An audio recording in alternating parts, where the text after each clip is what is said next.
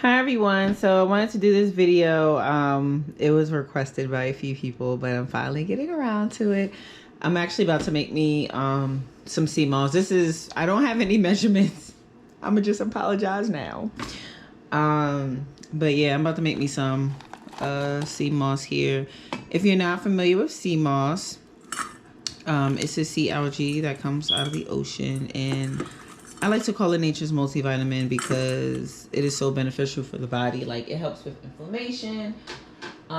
It's really good for digestion. It regulates like blood sugar, cholesterol, blood pressure.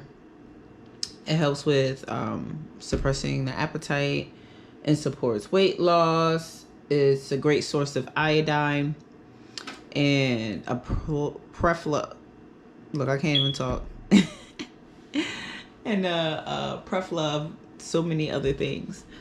But so yeah, so basically what I'm about to do is I have it in my bowl. I don't even know how many. I didn't weigh this. I'm actually gonna weigh this. I'll be right back. All right, I'm back.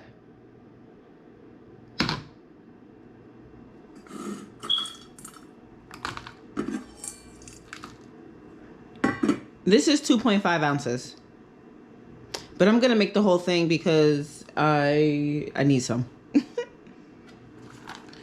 All right, so I'm gonna dump that back in here. Don't need this anymore.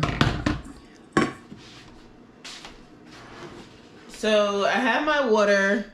Before I actually fill it up, I just want to just wash it off first.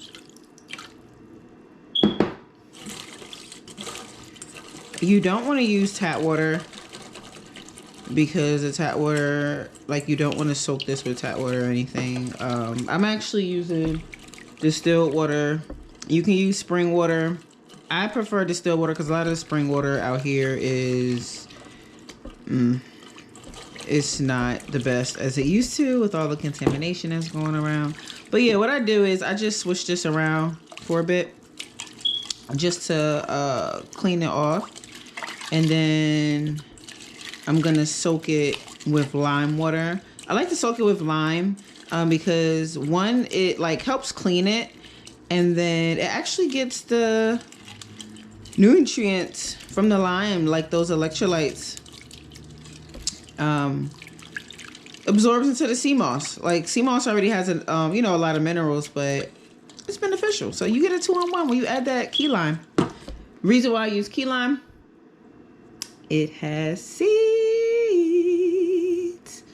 One of the things that I've noticed for me personally, when I use regular lime versus key lime, regular lime actually irritates my mouth. Key lime, I have no issues. Like, none. So I'm about to pour this out and then fill it back up again.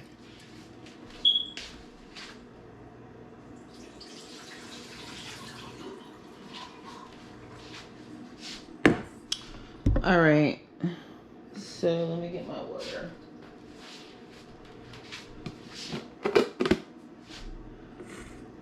Oh, you know what? I'll squeeze this first, actually.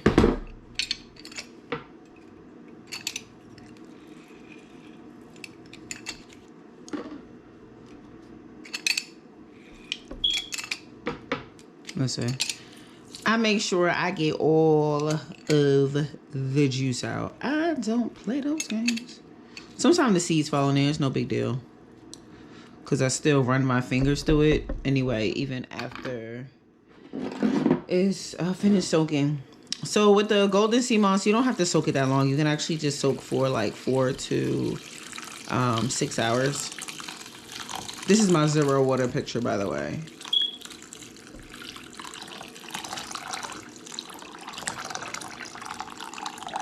All right, so I'm actually gonna leave that to soak. So it actually expands. It expands a lot when it soaks. Like, this is going to, when I tell you it's gonna double in size, it's going to double in size. So what I like to do is, guys, brief insert. So basically what you see here is me covering up the sea moss with some clear wrap, because as the sea moss expands, It may start to rise above the water, but I want to be sure that that it stays saturated. So I basically put the clear wrap on, and then I just like massage the clear wrap to the sides of the bowl. So when it expands, it stays underneath the water. No issues. Alrighty. Now here we're back. It's been about 4 hours or so, and it's time to take out the sea moss. I did want to weigh it so then that way you guys can see the weight difference from dry versus wet. Now, remember in the beginning, it was 2.5 ounces dry. What you'll see on the scale is that it is higher, and because obviously from the expansion, it's 1 pound and 4 ounces. Now, I will be placing the sea moss back in some water so that way I can like clean it because as you can see, if you look into the bowl, there's still some sediment in there, so you still want to wash your sea moss off. All right, let's get back to it.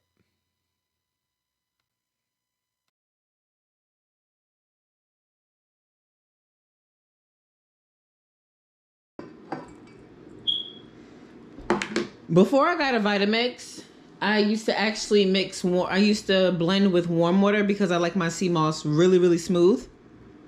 Because I don't like that applesauce texture. It's like grainy and no, I don't like that. I like it really smooth. And if you got in jail for me, I'm pretty sure that you prefer it smooth.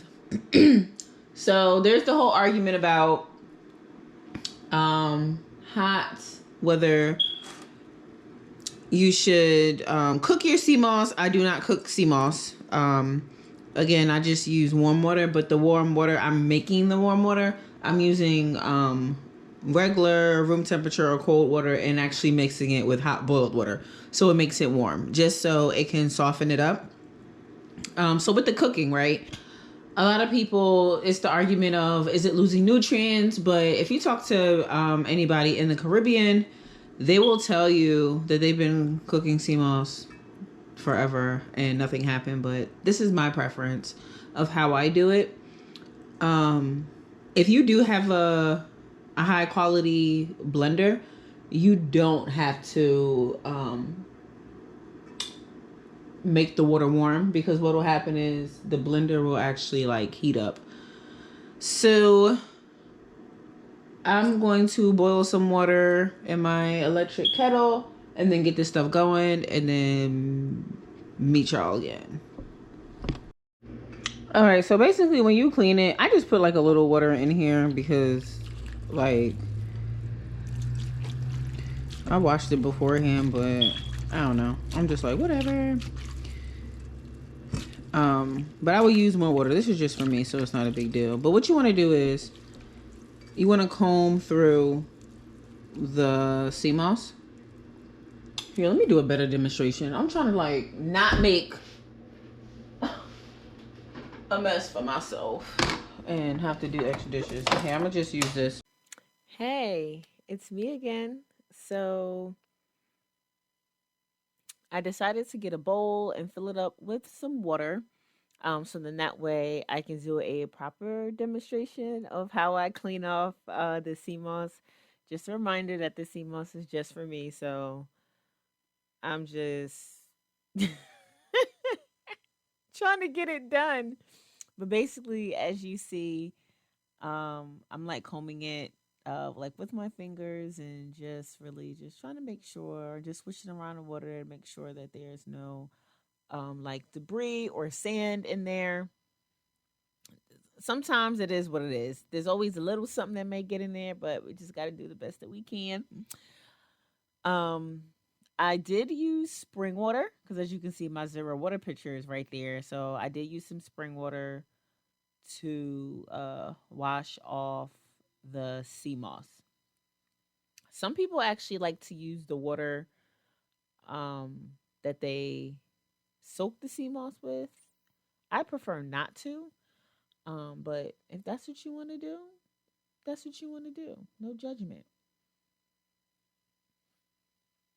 Alrighty. Um, so basically, the step just gets repeated a few times. I did dump the water because after a while there was a little more debris, and I'm filling it up again right now so I can finish washing off the rest. And I'm not going to bore you with the rest of these details because I'm literally doing the same old thing. And then we'll jump to the next part. All right, my sea moss is in there. It's in the blender. I have some of my hot water. This is my electric kettle that I love oh so much.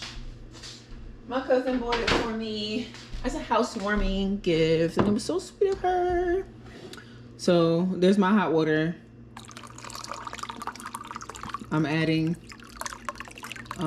room temperature water. Literally, see, it's naturally warm. It's not like hot. As you can tell, I'm not burning myself or anything. Again, you don't have to do this mix. You can just use cold water if you want. I'm just gonna start off with 1 cup because I want to show you guys like how thick it can be versus how thick to how thin, depending on how you want it or how you prefer it. All right, I'm gonna start this off slow.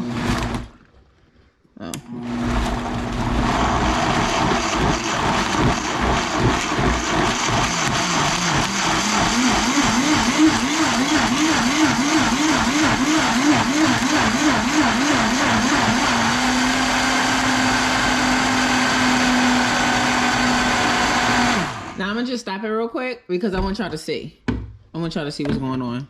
Look how thick this is, y'all. You see how thick? Obviously there's a lot of sea moss in there.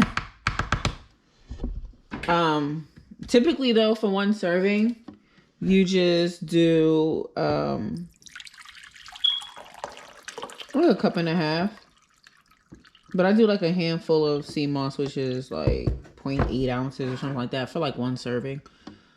But I just put like another 2 cups of water in there, and I'm gonna let this baby go. I'm gonna let it go. I like to start it off slow and then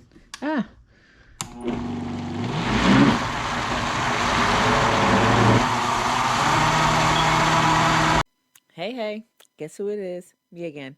So after adding the water, it did take a little bit to catch up with itself because it is thick. I honestly probably could have added another cup, and it wouldn't have been too watery or anything. Um, so yeah, it's gonna come out into a really nice smooth texture the way I like it. And at this stage, you can really play around with it to really see how you would prefer your sea moss. Some people like it watery. I don't care for watery because the more watery it is, the less sea moss it is. I feel like. But if you really like it thick, you don't need to use like as much. Um, but yeah, it's basically pretty much done, and I'm gonna get to pouring soon.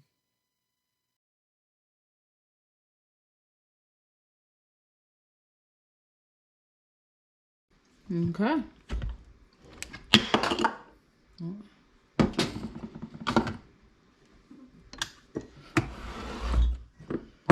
And look at that.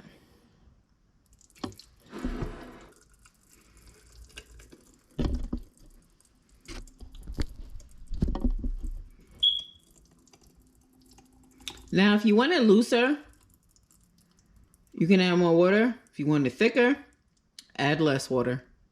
Play around with it. See what you like. You're in control.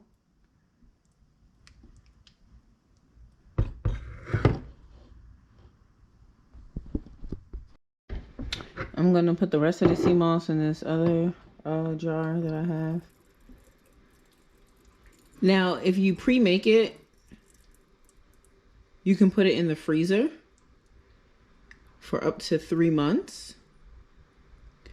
But if you're putting, if you're using glass and putting it in the freezer, you want to keep it like right here. You want to keep it right here because it will rise and expand and you don't want to crack the glass. But I'm not putting mine in the freezer. I go through sea moss like crazy, so mine will just be in the fridge. And the rest of the sea moss that's up in here, I'm gonna make me a smoothie.